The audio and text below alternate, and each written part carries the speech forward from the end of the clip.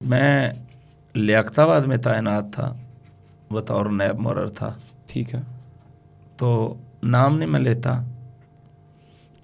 जुए का रेड किया, पकड़ लिए। अच्छा। दोस्त थाने में आए तो मेरा तरीकाकार ये था, मैं समझा के सुलह की तरफ लेके आता था।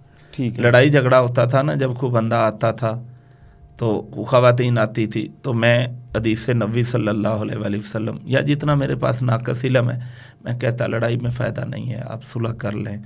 तो वो बंदा जब जुए में आया, FIR लॉन्च हो गई।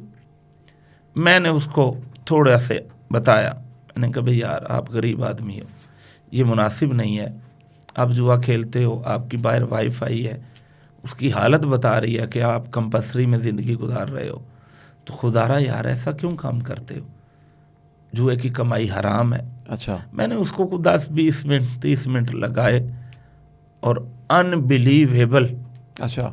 जब वो ज़मानत पर आया तो एक हफ्ते बाद वो मेरे पास आया।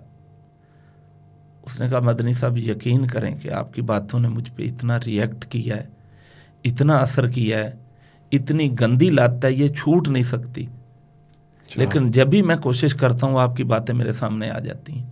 आपने जो बताया था कि आप अपने बच्चों की हक तलफी कर रहे हैं, आप जुर्म कर रहे हैं, आप हराम कर रहे हैं, तो मदनी साहब मैंने तौबा कर ली है, मैं मेहनत मजदूरी करूँगा, ठीक है, मैं इंशाअल्लाह ताला फ़कत इसलिए आपके पास आया हूँ कि मैं वादा करता हूँ कि इंशाअल्लाह मैं ज़िंदगी में जुआ नहीं क्या खेलूँगा। बात है।